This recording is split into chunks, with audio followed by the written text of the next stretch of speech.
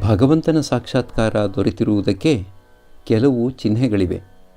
ಯಾರಲ್ಲಿ ಅನುರಾಗ ಸಂಪತ್ತು ವಿಶೇಷವಾಗಿ ವ್ಯಕ್ತವಾಗಿದೆಯೋ ಅವರು ಭಗವಂತನ ಸಾಕ್ಷಾತ್ಕಾರಕ್ಕಾಗಿ ಇನ್ನು ಹೆಚ್ಚು ಕಾಲ ಕಾಯಬೇಕಾಗಿರುವುದಿಲ್ಲ. ಅನುರಾಗದ ಸಂಪತ್ತು ಯಾವ್ಯಾವುವು? ವಿವೇಕ, ವೈರಾಗ್ಯ, ಭೂತದಯೆ, ಸಾಧು ಸೇವೆ, ಸಾಧು ಸಂಘ, ಭಗವನ್ನಾಮ ಗುಣಕೀರ್ತನೆ, ಸತ್ಯವಚನ ಇವೇ ಮೊದಲಾದವು. ಇವೆಲ್ಲ ಸಾಧಕನಲ್ಲಿ ಇರುವುದು ಕಂಡುಬಂದರೆ ನಿಸ್ಸಂದೇಹವಾಗಿ ಹೇಳಿಬಿಡಬಹುದು, ಆತನ ಭಗವತ್ ಸಾಕ್ಷಾತ್ಕಾರಕ್ಕೆ ಇನ್ನು ಹೆಚ್ಚು ವಿಳಂಬವೇನಿಲ್ಲ ಎಂಬುದಾಗಿ. ಸೇವಕನ ಮನೆಯ ವ್ಯವಸ್ಥೆಯೇ ನಿಸ್ಸಂದೇಹವಾಗಿ ತಿಳಿಸಿಬಿಡುತ್ತದೆ ಅಲ್ಲಿಗೆ ಆತನ ಯಜಮಾನ ಭೇಟಿ ಕೊಡುವನೇ ಇಲ್ಲವೇ ಎಂಬುದನ್ನು. ಮೊದಲನೆಯದಾಗಿ ಆಳಿನ ಮನೆಯ ಸುತ್ತಲೂ ಬೆಳೆದಿದ್ದ ಕಾಡೆಲ್ಲ ಹೋಗಿ ಸ್ವಚ್ಛವಾಗಿ ಕಾಣುತ್ತದೆ. ಎರಡನೆಯದಾಗಿ ಮನೆಯ ಒಳಗೆಲ್ಲ ಸಾರಿಸಿ ಗುಡಿಸಿ ಮಾಡಿ ಅಲಂಕಾರ ಮಾಡಿರುತ್ತದೆ. ಮೂರನೆಯದಾಗಿ ಅಂಗಳ ಪರಿಷ್ಕಾರ ಪರಿಚ್ಛಿನ್ನವಾಗಿರುತ್ತದೆ. ಕೊನೆಯಲ್ಲಿ ಯಜಮಾನನೇ ಅಲ್ಲಿಗೆ ತನ್ನ ರತ್ನಗಂಬಳಿ, ಗುಡುಗುಡಿ, ಇನ್ನೂ ಏನೇನೋ ವಸ್ತುಗಳನ್ನು ಕಳುಹಿಸಿಕೊಡುತ್ತಾನೆ. ಇವೆಲ್ಲ ಬರುತ್ತಿರುವುದು ಕಣ್ಣಿಗೆ ಬಿತ್ತು ಎಂದರೆ ಜನ ನಿಸ್ಸಂದೇಹವಾಗಿ ಭಾವಿಸಿಕೊಳ್ಳುತ್ತಾರೆ ಯಜಮಾನ ಈ ಮನೆಗೆ ಭೇಟಿ ಕೊಡುವುದರಲ್ಲಿದ್ದಾನೆ ಎಂಬುದಾಗಿ. ಒಬ್ಬ ಭಕ್ತ ಮೊದಲು ವಿಚಾರದಲ್ಲಿ ತೊಡಗಿ ಬಳಿಕ ಇಂದ್ರಿಯ ನಿಗ್ರಹ ಕಾರ್ಯಕ್ಕೆ ಕೈ ಹೆಚ್ಚಬೇಕೇ? ಶ್ರೀರಾಮಕೃಷ್ಣರು ಅದೂ ಒಂದು ಮಾರ್ಗ, ವಿಚಾರ ಮಾರ್ಗ.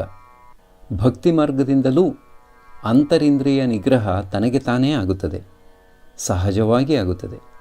ಭಗವಂತನಲ್ಲಿ ಪ್ರೀತಿ ಅಧಿಕವಾದಷ್ಟು ಇಂದ್ರಿಯ ಸುಖ ಸಪ್ಪೆಯಾಗಿ ತೋರಿಬರಲಾರಂಭಿಸುತ್ತದೆ.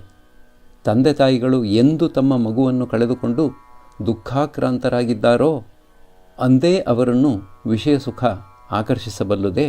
ಭಕ್ತ ಭಗವಂತನನ್ನು ಪ್ರೀತಿಸಲಾಗುತ್ತಿಲ್ಲವಲ್ಲ, ಏನು ಮಾಡಲಿ?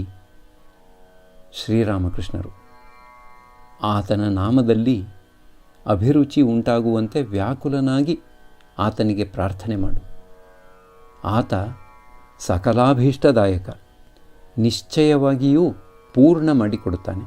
ಹೀಗೆಂದು ಹೇಳಿ ಪರಮಹಂಸರು ಜೀವಿಗಳ ದುಃಖವನ್ನು ನೋಡಿ ಸಹಿಸಲಾರದೆ ಅವರಿಗೆ ಕೃಪೆಯಾಗುವಂತೆ ಅವರ ಪರವಾಗಿ ಭಗವತಿಯನ್ನು ತಮ್ಮ ಸುಮಧುರ ಕಂಠದಿಂದ ಪ್ರಾರ್ಥನೆ ಮಾಡುತ್ತಿದ್ದಾರೆ. ನಾನಾರ ದೂಷಿಸಲಿ ನಾನೇ ತೋಡಿದ ಕೂಪದಾಳದಲ್ಲಿ ನಾನಾಗಿ ಮುಳುಗುತಿಹೆನು. ಅರಿವರ್ಗಗಳ ಹಿಡಿದು ನಿನ್ನ ಸುಕ್ಷೇತ್ರದಲ್ಲಿ ನಾನೇ ಈ ಬಾವಿಯನ್ನು ತೋಡಿರುವೆನು. ಕಾಲರೂಪದ ಕರಿಯ ನೀರೆದ್ದು ನುಗ್ಗುತ್ತಿದೆ, ಓ ತಾಯಿ ನಾ ನಿನಗೆ ಶರಣೆನುವೆನು. ನಾನೆಯೇ ನನಗೆ ಹಗೆ ಹೇಗೆ ತಡೆಯಲಿ ಹೇಳು, ಮೇಲೆದ್ದು ನುಗ್ಗುವಿ ಕಾಳಜಲವ. ಎನ್ನ ಎದೆಯುದ್ದಕ್ಕೂ ತುಂಬಿಕೊಂಡಿತು ನೀರು, ನೀನಲ್ಲದಿನ್ನಾರು ರಕ್ಷಿಸುವರು. ನೀನೊಬ್ಬಳೇ ರಕ್ಷೆ, ನಿನ್ನೊಳಗೆ ಈ ಭಿಕ್ಷೆ, ದಾಟಿ ಸಾಚೆಯ ದಡಕೆ ಈ ಶಿಶುವನು. ಪರಮಹಂಸರು ಮತ್ತೆ ಹಾಡುತ್ತಿದ್ದಾರೆ. ಇರುವುದೊಂದೇ ವಿಕಾರ, ನಿನ್ನ ಪದಕಮಲಗಳ ಕೃಪೆಯಿಲ್ಲದಿನ್ನಿಲ್ಲ ಬೇರೆ ಪರಿಹಾರ. ಅಲ್ಪ ಗೌರವದಾಹ, ಧನಜನ ತೃಷ್ಣೆ, ಮಮಕಾರ ಮೋಹಗಳು ಹಿಂಗಲಿಲ್ಲ. ನಾನು ಉಳಿಯುವುದಂತೂ ತಿಳಿಯಲಿಲ್ಲ. ತುಚ್ಛ ವಿಷಯಾಲಾಪದಲ್ಲಿ ಮಾನಸ ಮುಗ್ಧ, ಮಾಯಾ ನಿದ್ರಾಲೋಲ ಸುಪ್ತ ನೇತ್ರ. ಉದಾರವಾಯಿತು ಹಿಂಸೆ ಕ್ರೌರ್ಯಗಳ ಪಾತ್ರ. ಅರ್ಥವಿಲ್ಲದ ತೆರದಿ ಏಕೆ ಭ್ರಮಿಸುವೆ ನಾನು, ನಿನ್ನ ನಾಮವೂ ಕೂಡ ರುಚಿಸದಲ್ಲ. ಹಗಲಿರಳು ರೋಗದಲ್ಲಿ ನರಳುತ್ತಿರುವೆನು ನಾನು, ಇದರ ಪರಿಹಾರವೇ ಕಾಣದಲ್ಲ. ಬಳಿಕ ಶ್ರೀರಾಮಕೃಷ್ಣರು ಹೇಳುತ್ತಿದ್ದಾರೆ, ನಿನ್ನ ನಾಮದಲ್ಲಿ ನನಗೆ ಅರುಚಿ. ವಿಷಮಶೀತ ಜ್ವರದ ರೋಗಿಗೆ ಆಹಾರದಲ್ಲಿ ರುಚಿಯೇ ಇಲ್ಲದೆ ಹೋಯಿತು ಎಂದರೆ ಆತ ಬದುಕುವಂತೆಯೇ ಇಲ್ಲ. ಆದರೆ ಲೇಷ ಮಾತ್ರವಾದರೂ ರುಚಿ ಇದ್ದದ್ದೇ ಆದರೆ ಅವನ ಸಂಬಂಧವಾಗಿ ಆಸೆಯನ್ನು ಬಿಟ್ಟು ಬಿಡಬೇಕಾಗಿಲ್ಲ. ಆದ್ದರಿಂದ ಆತನ ನಾಮದಲ್ಲಿ ರುಚಿ ಬೆಳೆಸಿಕೊಳ್ಳಬೇಕು. ಭಗವನ್ನಾಮವನ್ನು ಜಪಿಸಬೇಕು. ದುರ್ಗಾನಾಮವೋ, ಕೃಷ್ಣನಾಮವೋ, ಶಿವನಾಮವೋ ಯಾವುದಾದರೂ ಸರಿಯೇ. ನಾಮಜಪ ಮಾಡುತ್ತಾ ಮಾಡುತ್ತಾ ದಿನದಿನಕ್ಕೂ ಅನುರಾಗ ವೃದ್ಧಿಯಾಗುತ್ತಾ ಬರುತ್ತಿದ್ದರೆ, ಆನಂದ ದೊರಕುತ್ತಿದ್ದರೆ ಇನ್ನೂ ಹೆದರಿಕೊಳ್ಳಬೇಕಾಗಿಲ್ಲ. ವಿಷಮಶೀತ ಜ್ವರ ಗುಣವಾಗಿಯೇ ಆಗುತ್ತದೆ. ಭಗವಂತನ ಕೃಪೆ ದೊರಕೇ ದೊರಕುತ್ತದೆ. ಭಾವಕ್ಕೆ ತಕ್ಕಂತೆ ಲಾಭ. ಇಬ್ಬರು ಸ್ನೇಹಿತರು ಒಂದು ಬೀದಿಯಲ್ಲಿ ನಡೆದುಕೊಂಡು ಹೋಗುತ್ತಿದ್ದರು. ಅಲ್ಲಿ ಒಂದು ಕಡೆ ಭಾಗವತ ಶ್ರವಣ ಆಗುತ್ತಿತ್ತು. ಒಬ್ಬ ಇನ್ನೊಬ್ಬನಿಗೆ ಹೇಳಿದ, ಬಾ ಒಳಕ್ಕೆ ಹೋಗೋಣ, ಸ್ವಲ್ಪ ಭಾಗವತ ಕೇಳೋಣ. ಹಾಗೆಂದು ಹೇಳಿ ಆತ ಒಳಕ್ಕೆ ಹೋಗಿ ಕುಳಿತುಕೊಂಡ. ಇನ್ನೊಬ್ಬ ಹಾಗೆಯೇ ಇಣಿಕಿ ನೋಡಿಬಿಟ್ಟ. ಅಲ್ಲಿಂದ ಹೊರಟು ಹೋಗಿ ಒಬ್ಬ ವೇಶ್ಯೆಯ ಮನೆಯನ್ನು ಪ್ರವೇಶಿಸಿದ. ಆದರೆ ಸ್ವಲ್ಪ ಹೊತ್ತಿನಲ್ಲಿಯೇ ಆತನ ಮನಸ್ಸಿನಲ್ಲಿ ಜಿಗುಪ್ಸೆ ಉಂಟಾಗಿ ತನ್ನನ್ನು ತಾನೇ ಬೈದುಕೊಳ್ಳಲಾರಂಭಿಸಿದ. ಛೇ, ನನ್ನದು ಎಂಥ ನಡತೆ! ನನ್ನ ಸ್ನೇಹಿತ ಭಾಗವತ ಕೇಳುತ್ತಿದ್ದಾನೆ, ಆದರೆ ನಾನು ಯಾವ ಸ್ಥಳಕ್ಕೆ ಬಂದಿದ್ದೇನೆ? ಅತ್ತ ಭಾಗವತ ಕೇಳುತ್ತಿದ್ದವನಿಗೂ ಬೇಜಾರಾಗಿ ಹೋಯಿತು. ಆತನೂ ತನ್ನನ್ನು ತಾನೇ ನಿಂದಿಸಿಕೊಳ್ಳಲಾರಂಭಿಸಿದ. ನಾನು ಎಂಥ ತಿಳಿಗೇಡಿ! ಈತ ಏನೇನನ್ನೋ ಸುಮ್ಮನೆ ಬೊಗಳುತ್ತಿದ್ದಾನೆ, ನಾನು ಸುಮ್ಮನೆ ಮೂಕನಾಗಿ ಕುಳಿತಿದ್ದೇನೆ. ಆದರೆ ನನ್ನ ಸ್ನೇಹಿತ ಅಲ್ಲಿ ಎಷ್ಟೋ ಆಮೋದ ಆಹ್ಲಾದಗಳಲ್ಲಿ ತೊಡಗಿರಬೇಕು ಎನ್ನುಕತೆ. ಇವರು ಸತ್ತಾಗ ಭಾಗವತ ಕೇಳುತ್ತಿದ್ದವನನ್ನು ಯಮದೂತರು ನರಕಕ್ಕೆ ಎಳೆದುಕೊಂಡು ಹೋದರು. ವೇಶ್ಯೆಯ ಮನೆಗೆ ಹೋಗಿದ್ದವನನ್ನು ವಿಷ್ಣುದೂತರು ವೈಕುಂಠಕ್ಕೆ ಕರೆದುಕೊಂಡು ಹೋದರು. ಭಗವಂತ ಹೃದಯ ನೋಡುತ್ತಿದ್ದಾನೆಯೇ ವಿನಾ ಯಾರ್ಯಾರು ಏನೇನು ಕೆಲಸ ಮಾಡುತ್ತಿದ್ದಾರೆ, ಎಲ್ಲೆಲ್ಲಿ ಇದ್ದಾರೆ ಎಂಬುದರ ಕಡೆ ಗಮನವೀಯುವುದಿಲ್ಲ. ಜನಾರ್ದನ ಭಾವಗ್ರಾಹಿ. ಕರ್ತಾಭಜ ಸಂಪ್ರದಾಯದ ಗುರು ಮಂತ್ರೋಪದೇಶ ಮಾಡುವಾಗ ಶಿಷ್ಯನಿಗೆ ಹೇಳುತ್ತಾನೆ, ಈಗ ಎಲ್ಲವೂ ನಿನ್ನ ಮನಸ್ಸನ್ನು ಅವಲಂಬಿಸಿದೆ. ಈ ಸಂಪ್ರದಾಯದ ಪ್ರಕಾರ ಯಾರಿಗೆ ಒಳ್ಳೆಯ ಮನಸ್ಸಿದೆಯೋ ಅವರಿಗೆ ಒಳ್ಳೆಯ ಮಾರ್ಗವೂ ದೊರೆಯುತ್ತದೆ, ಒಳ್ಳೆಯ ಫಲವೂ ದೊರೆಯುತ್ತದೆ. ಮನಸ್ಸಿನ ಬಲದಿಂದ ಹನುಮಂತ ಸಮುದ್ರವನ್ನು ದಾಟಿಬಿಟ್ಟ. ನಾನು ರಾಮದಾಸ, ರಾಮನಾಮ ಜಪಿಸುತ್ತಿದ್ದೇನೆ, ನನ್ನ ಕೈಯಲ್ಲಿ ಏನು ತಾನೇ ಸಾಧ್ಯವಿಲ್ಲ ಎಂಬುದಾಗಿತ್ತು ಹನುಮಂತನ ವಿಶ್ವಾಸ. ಅಹಂಕಾರವಿರುವವರೆಗೆ ಅಜ್ಞಾನ ಇದ್ದೇ ಇರುತ್ತದೆ. ಅಹಂಕಾರ ಇತ್ತು ಎಂದರೆ ಮುಕ್ತಿ ದೊರೆಯುವ ಹಾಗಿಲ್ಲ. ಹೇ ಭಗವಂತ, ನೀನೇ ಕರ್ತೃ, ನಾನು ಅಕರ್ತ ಎಂಬುದೇ ಜ್ಞಾನ. ನಮ್ರತೆ ಇತ್ತು ಎಂದರೆ ಉನ್ನತಿ ಉಂಟಾಗುತ್ತದೆ. ಚಾತಕ ಪಕ್ಷಿ ತಗ್ಗು ಪ್ರದೇಶಗಳಲ್ಲಿ ಗೂಡು ಕಟ್ಟುತ್ತದೆ, ಆದರೆ ಅದು ಬಹಳ ಎತ್ತರ ಹಾರಬಲ್ಲದು. ದಿಣ್ಣೆಯ ಮೇಲೆ ಬೆಳೆ ಬೆಳೆಯಲಾಗುವುದಿಲ್ಲ. ತಗ್ಗು ಪ್ರದೇಶದಲ್ಲಿ ನೀರು ಶೇಖರವಾಗಿರುವುದರಿಂದ ಬೆಳೆ ಸಾಧ್ಯವಾಗುತ್ತದೆ. ಸ್ವಲ್ಪ ಶ್ರಮ ತೆಗೆದುಕೊಂಡು ಸತ್ಸಂಗ ಮಾಡಬೇಕು. ಮನೆಯಲ್ಲಿ ಮನುಷ್ಯನ ಕಿವಿಗೆ ಬೀಳುವುದು ಕೇವಲ ಪ್ರಾಪಂಚಿಕ ಮಾತು. ರೋಗ ತಗುಲಿಕೊಂಡೇ ಇರುತ್ತದೆ. ಗಿಳಿ ಅಡ್ಡ ಗಿಡ್ಡಿಯ ಮೇಲೆ ಕುಳಿತು ರಾಮ ರಾಮ ಅಂತ ಹೇಳುತ್ತಿರುತ್ತದೆ. ಆದರೆ ಅದನ್ನು ಕಾಡಿಗೆ ಬಿಟ್ಟುಬಿಡು, ಮತ್ತೆ ಅದು ಕ್ಯಾ ಕ್ಯಾ ಅಂತ ಕೂಗಲಾರಂಭಿಸುತ್ತದೆ. ಕೈಯಲ್ಲಿ ಹಣವಿದ್ದ ಮಾತ್ರಕ್ಕೆ ಜನ ದೊಡ್ಡವರಾಗುವುದಿಲ್ಲ. ದೊಡ್ಡ ಮನುಷ್ಯನ ಮನೆ ಇದು ಎಂದು ಹೇಳುವುದಕ್ಕೆ ಒಂದು ಕುರುಹು ಆತನ ಮನೆಯ ಎಲ್ಲ ಕೊಠಡಿಗಳಲ್ಲೂ ದೀಪ ಉರಿಯುತ್ತಿರುತ್ತದೆ. ಬಡವರು ಅಷ್ಟೊಂದು ಎಣ್ಣೆ ಖರ್ಚು ಮಾಡಲಾರರು. ಆದ್ದರಿಂದ ಅವರು ಅನೇಕ ದೀಪಗಳನ್ನು ಉರಿಸಲಾರರು. ಈ ದೇಹ ಮಂದಿರವನ್ನು ಅಂಧಕಾರದಲ್ಲಿ ಇರಿಸಕೂಡದು, ಅದನ್ನು ಜ್ಞಾನದೀಪದಿಂದ ಬೆಳಗಿಸಬೇಕು. ಹೃದಯ ಮಂದಿರದಲ್ಲಿ ಜ್ಞಾನದೀವಿಗೆ ಹಚ್ಚಿ ಬ್ರಹ್ಮಮಯಿ ಮಾತಾಯಿ ಮುಖವ ನೋಡು. ಎಲ್ಲರಿಗೂ ಬ್ರಹ್ಮಜ್ಞಾನ ಸಾಧ್ಯ. ಜೀವಾತ್ಮ ಪರಮಾತ್ಮ ಎಂಬ ಎರಡು ವಸ್ತುಗಳು ಇವೆ. ಪ್ರಾರ್ಥನೆಯಿಂದ ಜೀವಾತ್ಮ ಪರಮಾತ್ಮನೊಡನೆ ಐಕ್ಯವಾಗಲು ಸಾಧ್ಯ. ಗ್ಯಾಸ್ ಕಂಪನಿಯವರು ಪ್ರತಿಯೊಂದು ಮನೆಗೂ ತಮ್ಮ ಕೊಳವೆಯನ್ನು ಕೂಡಿಸಿದ್ದಾರೆ. ಗ್ಯಾಸನ್ನು ಕಂಪನಿಯಿಂದ ಪಡೆದುಕೊಳ್ಳಬಹುದು. ಕಂಪನಿಗೆ ಒಂದು ಅರ್ಜಿ ಹಾಕಿಕೊಂಡರೆ ಅವರು ಗ್ಯಾಸ್ ಸರಬರಾಜು ಮಾಡುತ್ತಾರೆ.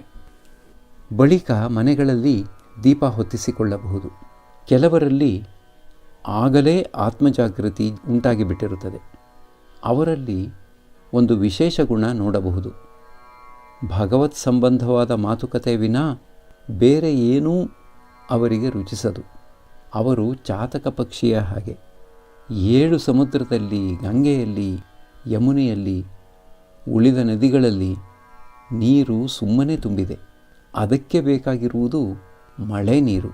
ನೀರಡಿಕೆಯಿಂದ ಗಂಟಲು ಒಣಗಿ ಸಾಯುತ್ತಿದ್ದರೂ ಅದು ಬೇರೆ ಯಾವ ನೀರನ್ನೂ ಕುಡಿಯದು. ಕೆಲವು ಹಾಡುಗಳನ್ನು ಕೇಳಬೇಕು ಅಂತ ಪರಮಹಂಸರಿಗೆ ಇಚ್ಛೆಯಾಯಿತು. ರಾಮಲಾಲ ಮತ್ತು ಕಾಳಿ ದೇವಾಲಯದ ಒಬ್ಬ ಬ್ರಾಹ್ಮಣ ಉದ್ಯೋಗಿ ಹಾಡುತ್ತಿದ್ದಾರೆ. ಹೃದಯ ಬೃಂದಾವನದಿ ಬಂದು ಮನೆ ಮಾಡಯ್ಯ ಕಮಲಾಪತಿ, ಓಹೋ ಭಕ್ತಿಪ್ರಿಯನೇ ನನ್ನ ಭಕ್ತಿಯ ನಿನಗೆ ರಾಧಾಸತಿ.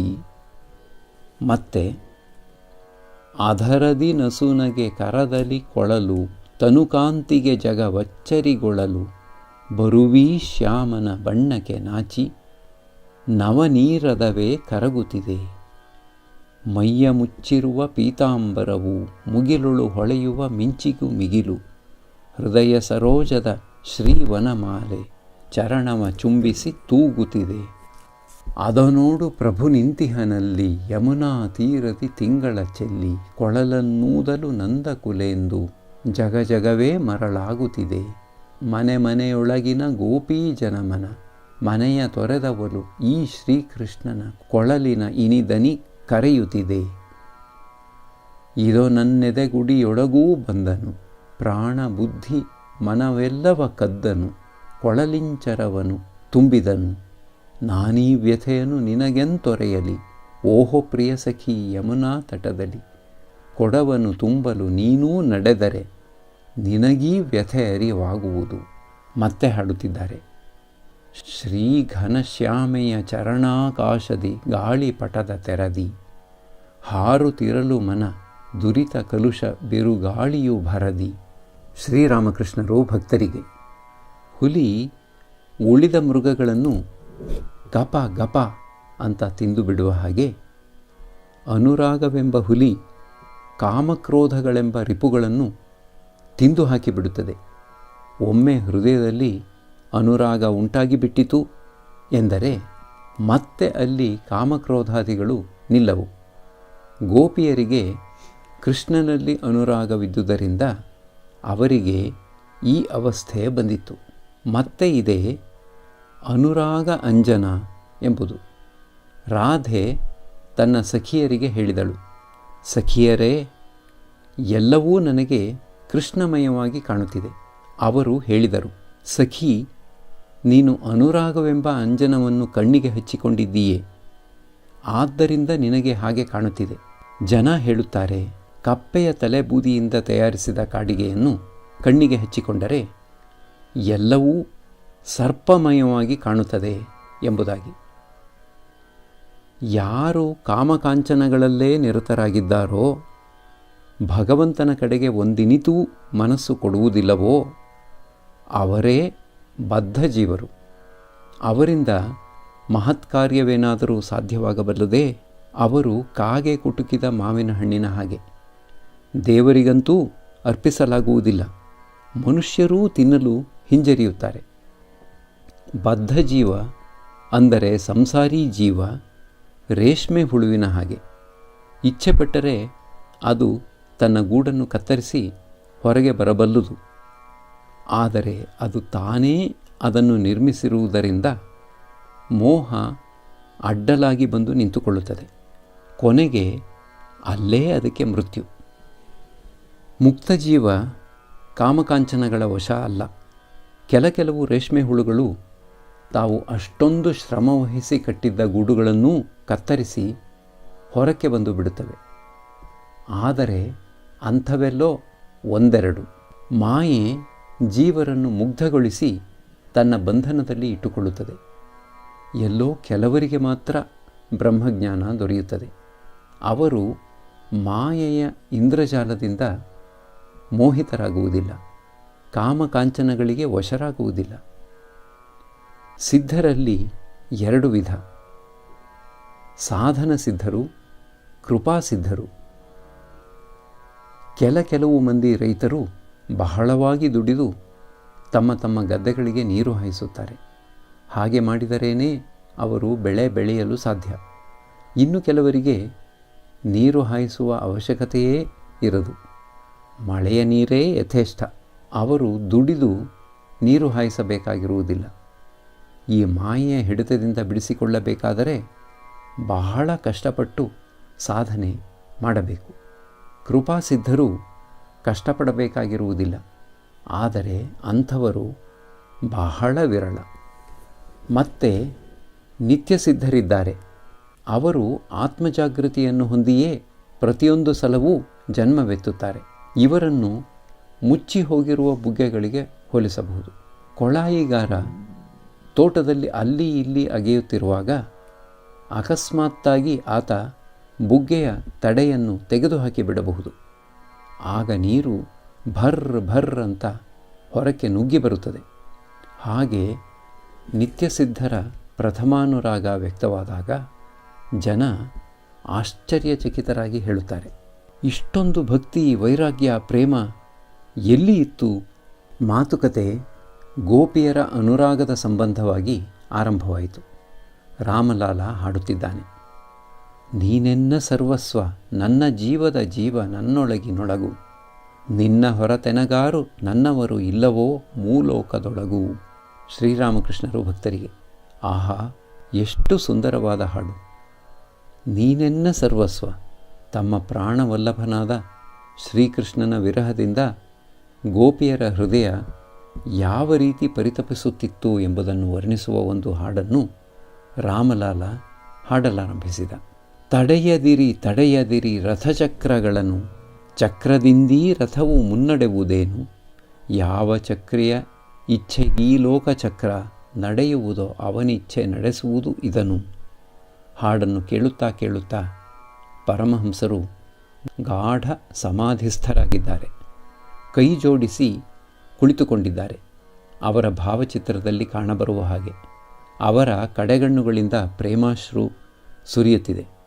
ಬಹಳ ಹೊತ್ತಾದ ಮೇಲೆ ಪ್ರಕೃತಿಸ್ಥರಾಗುತ್ತಿದ್ದಾರೆ. ಅವರು ಏನನ್ನೋ ಒಟಗುಟ್ಟುತ್ತಿದ್ದಾರೆ. ಎಲ್ಲೋ ಅಲ್ಲೊಂದು ಇಲ್ಲೊಂದು ಪದ ಭಕ್ತರ ಕಿವಿಗೆ ಬೀಳುತ್ತಿದೆ. ಅವರು ತಮಗೆ ತಾವೇ ಹೇಳಿಕೊಳ್ಳುತ್ತಿದ್ದಾರೆ, ನೀನೇ ನಾನು, ನಾನೇ ನೀನು, ನೀನು ತಿನ್ನು, ನೀನು, ನಾನು ತಿನ್ನುತ್ತೇನೆ, ಆದರೆ ಒಳ್ಳೆ ಕೆಲಸ ಮಾಡುತ್ತಿದ್ದೀಯೆ.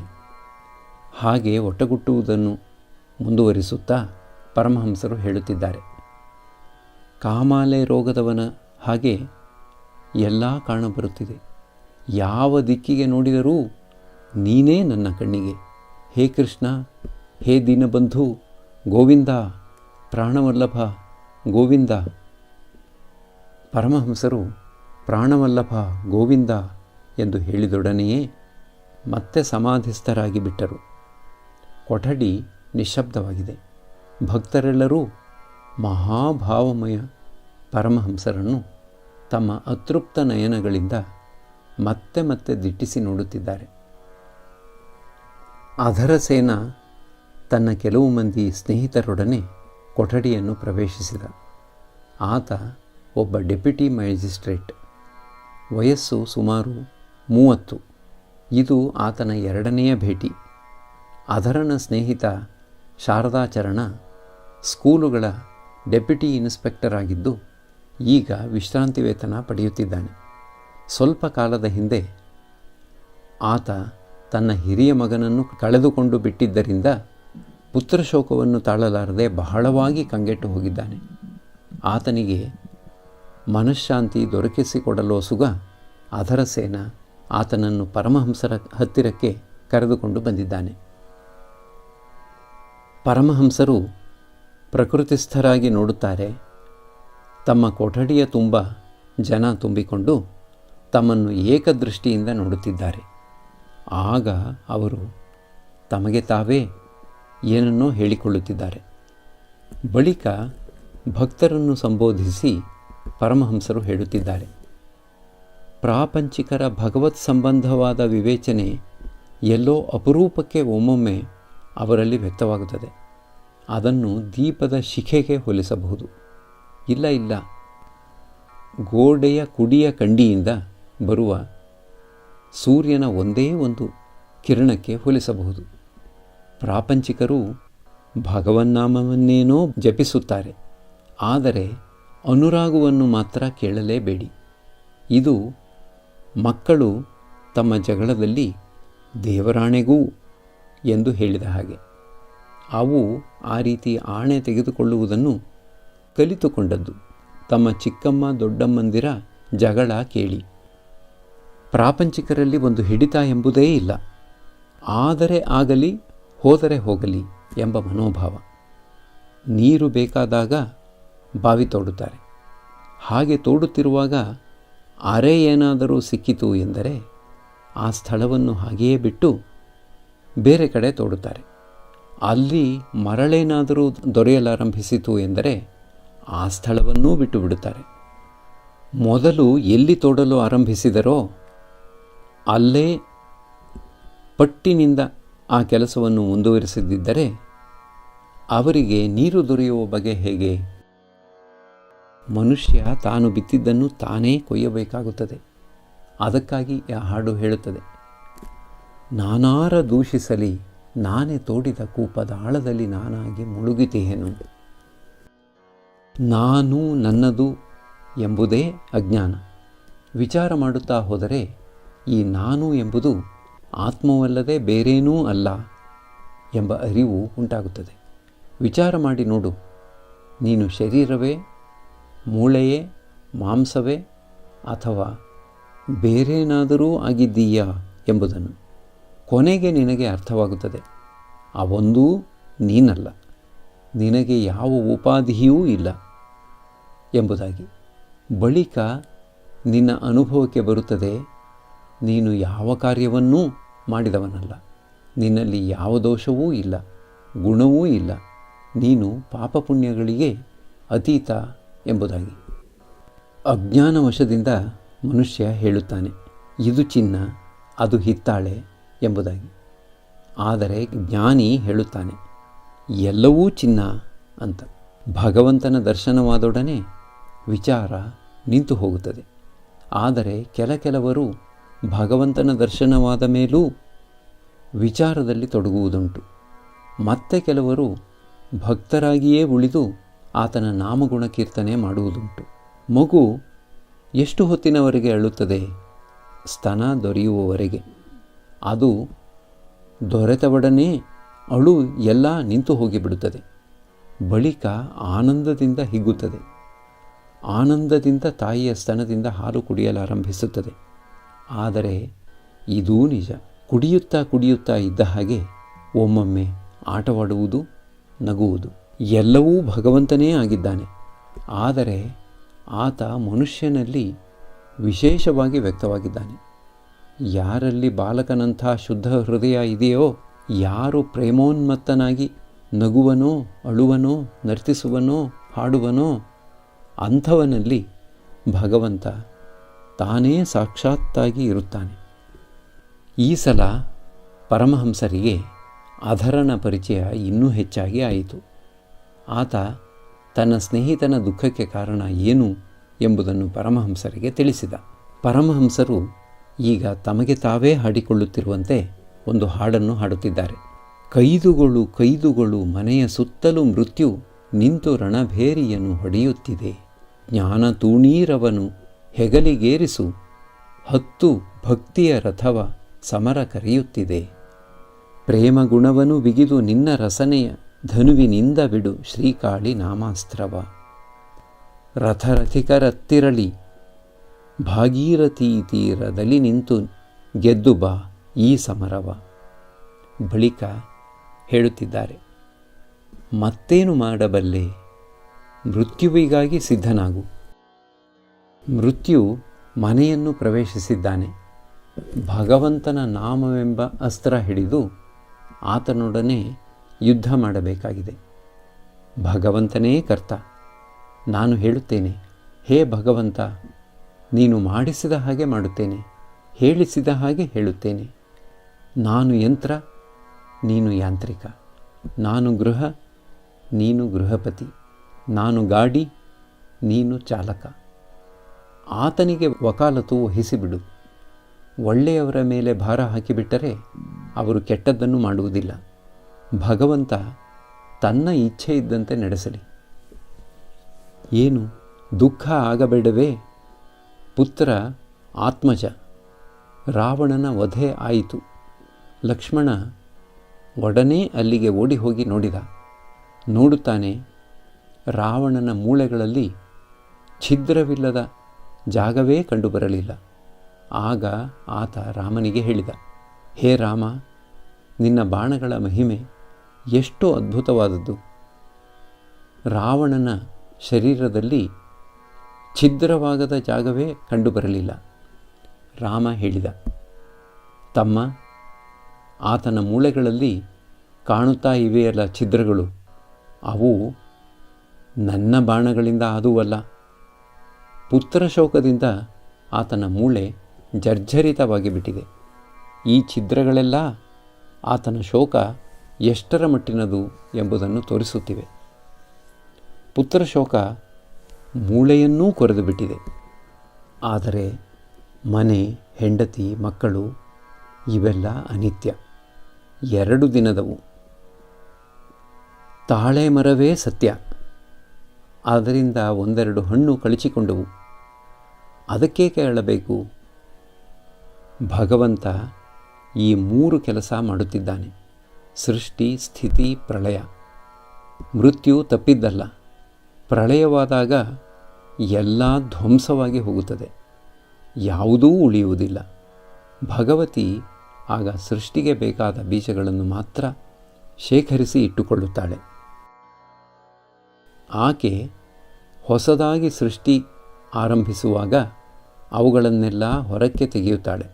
ಗೃಹಿಣಿಯರು ಸೌತೆಕಾಯಿ ಬೀಜ, ಸಮುದ್ರದ ನೊರೆ, ನೀಲಿ ಗುಳಿಗೆ, ಇನ್ನೂ ಏನೇನೋ ಚಿಕ್ಕ ಪುಟ್ಟ ಪೊಟ್ಟಣಗಳನ್ನು ಒಂದು ಗುಡಾಣದಲ್ಲಿ ತುಂಬಿ ಇಟ್ಟುಕೊಂಡು ಬೇಕಾದಾಗ ಹೊರಗೆ ತೆಗೆಯುವುದಿಲ್ಲವೇ? ಹಾಗೆ ಎಲ್ಲರೂ ನಗುತ್ತಾರೆ. ಪರಮಹಂಸರು ತಮ್ಮ ಕೊಠಡಿಯ ಉತ್ತರ ವರಾಂಡದಲ್ಲಿ ನಿಂತುಕೊಂಡು ಅಧರಸೇನನೊಡನೆ ಮಾತುಕತೆಯಾಡುತ್ತಿದ್ದಾರೆ. ಶ್ರೀರಾಮಕೃಷ್ಣರು, ನೀನು ಒಬ್ಬ ಡೆಪ್ಯೂಟಿ ಮ್ಯಾಜಿಸ್ಟ್ರೇಟ್. ಈ ಹುದ್ದೆಯೂ ನಿನಗೆ ಭಗವಂತನ ಅನುಗ್ರಹದಿಂದ ದೊರೆತಿದೆ. ಆತನನ್ನು ಎಂದಿಗೂ ಮರೆಯಬೇಡ. ಆದರೆ ಒಂದಲ್ಲ ಒಂದು ದಿನ ಆ ಮಾರ್ಗವಾಗಿ ಎಲ್ಲರೂ ಹೋಗಲೇಬೇಕು ಎಂಬುದನ್ನು ಚೆನ್ನಾಗಿ ಜ್ಞಾಪಕದಲ್ಲಿ ಇಟ್ಟುಕೋ. ಇಲ್ಲಿ ನಮ್ಮ ಬಾಳು 2 ದಿನದ್ದು ಮಾತ್ರ. ಈ ಜಗತ್ತು ಕರ್ಮಭೂಮಿ.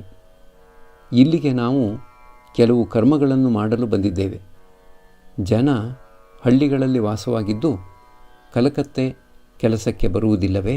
ಹಾಗೆ ಇಲ್ಲಿ ಒಂದು ಸ್ವಲ್ಪ ಕೆಲಸ ಮಾಡಬೇಕಾದದ್ದೇ. ಇದೂ ಒಂದು ವಿಧದ ಸಾಧನೆ.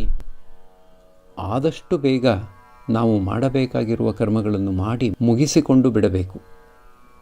ಅಕ್ಕಸಾಲಿಗ ಚಿನ್ನ ಕರಗಿಸುವಾಗ ಸಾಕಾದಷ್ಟು ಶಾಖವನ್ನು ಉತ್ಪತ್ತಿ ಮಾಡಲು ತಿದಿ, ಬೀಸಣಿಗೆ, ಊದುಕೊಳುವೆ ಎಲ್ಲವನ್ನೂ ಉಪಯೋಗಿಸುತ್ತಾನೆ. ಚಿನ್ನವನ್ನು ಕರಗಿಸಿದ ನಂತರ ಹಾಯಾಗಿ ಕುಳಿತು ತನ್ನ ಸೇವಕರಿಗೆ ಹೇಳುತ್ತಾನೆ, ಗುಡುಗುಡಿ ತಯಾರು ಮಾಡುವಂತೆ. ಇದುವರೆಗೆ ಆತನ ಮುಖದಿಂದ ಬೆವರು ಸುರಿಯುತ್ತಿತ್ತು. ಈಗ ಆತ ತಂಬಾಕು ಸೇದಬಲ್ಲ. ಅಧಿಕವಾದ ಉತ್ಸಾಹ ಬೇಕು. ಆಗ ಸಾಧನೆ ಸಾಧ್ಯವಾಗುತ್ತದೆ. ದೃಢ ಪ್ರತಿಜ್ಞೆ ಬೇಕು. ಭಗವಂತನ ನಾಮ ಬೀಜದಲ್ಲಿ ಬಹಳ ಶಕ್ತಿ ಇದೆ. ಅದು ಅವಿದ್ಯೆಯನ್ನು ನಾಶ ಮಾಡಿಬಿಡುತ್ತದೆ. ಸಾಮಾನ್ಯವಾಗಿ ಬೀಜವೂ ಮೃದು, ಅದರ ಮೊಳಕೆಯೂ ಮೃದು. ಆದರೂ ಅದು ಗಟ್ಟಿ ನೆಲವನ್ನು ಭೇದಿಸಿಬಿಡುತ್ತದೆ. ನೆಲ ಒಡೆದು ಮೊಳಕೆಗೆ ದಾರಿ ಮಾಡಿಕೊಟ್ಟು ಬಿಡುತ್ತದೆ. ಕಾಮಕಾಂಚನಗಳ ಮಧ್ಯೆ ಬಹಳ ಕಾಲ ಇದ್ದುದೇ ಆದರೆ ಅವು ಮನಸ್ಸನ್ನು ಚೆಲ್ಲಾಪಿಲ್ಲಿ ಮಾಡಿಬಿಡುತ್ತವೆ. ಆದ್ದರಿಂದ ಬಹಳ ಎಚ್ಚರಿಕೆಯಿಂದ ಇರಬೇಕು. ಆದರೆ ಸನ್ಯಾಸಿಗಳು ಅಷ್ಟೊಂದು ಹೆದರಿಕೊಳ್ಳಬೇಕಾದ್ದೇನಿಲ್ಲ. ನಿಜವಾದ ತ್ಯಾಗಿಗಳು ಕಾಮಕಾಂಚನಗಳಿಂದ ಬಹಳ ದೂರದಲ್ಲೇ ಇರುತ್ತಾರೆ. ಆದ್ದರಿಂದ ಸಾಧನೆಯ ಮೂಲಕ ಆತ ಸರ್ವದಾ ಭಗವಂತನಲ್ಲಿ ತನ್ನ ಮನಸ್ಸನ್ನು ಇಡಬಲ್ಲ. ಸರ್ವದಾ ಭಗವಂತನಲ್ಲೇ ಮನಸ್ಸನ್ನಿಡಬಲ್ಲ ನಿಜವಾದ ತ್ಯಾಗಿಗಳನ್ನು ಜೇನುಹುಳುಗಳಿಗೆ ಹೋಲಿಸಬಹುದು. ಅವು ಕೇವಲ ಹೂವುಗಳ ಮೇಲೆ ಇಳಿದು ಮಧುಪಾನ ಮಾಡುತ್ತವೆ. ಯಾರು ಈ ಜಗತ್ತಿನಲ್ಲಿ ಕಾಮಕಾಂಚನಗಳ ಮಧ್ಯೆ ಇರುತ್ತಾರೋ ಅವರು ತಮ್ಮ ಮನಸ್ಸನ್ನು ಭಗವಂತನ ಕಡೆಗೆ ತಿರುಗಿಸಬಲ್ಲರು. ಆದರೆ ಕೆಲವು ವೇಳೆ ಅವರು ಕಾಮಕಾಂಚನಗಳ ಕಡೆಗೂ ಅದನ್ನು ತಿರುಗಿಸಿಬಿಡುತ್ತಾರೆ. ಅವರು ಈ ಸಾಧಾರಣ ನೊಣಗಳ ಹಾಗೆ. ಅವು ಸಿಹಿ ತಿಂಡಿಗಳ ಮೇಲೂ ಕೂರುತ್ತವೆ, ಕೊಳೆತು ನಾರುವ ಹಣ್ಣುಗಳ ಮೇಲೂ ಕೂರುತ್ತವೆ, ಹೇಸಿಗೆ ಮೇಲೂ ಕೂರುತ್ತವೆ. ಭಗವಂತನಲ್ಲಿ ಸರ್ವದಾ ಮನಸ್ಸನ್ನಿಡುವ ಮೊದಲು ಸ್ವಲ್ಪ ಶ್ರಮಿಸಬೇಕಾಗುತ್ತದೆ. ಕೊನೆಗೆ ವಿಶ್ರಾಂತಿ ವೇತನ ದೊರೆಯುತ್ತದೆ.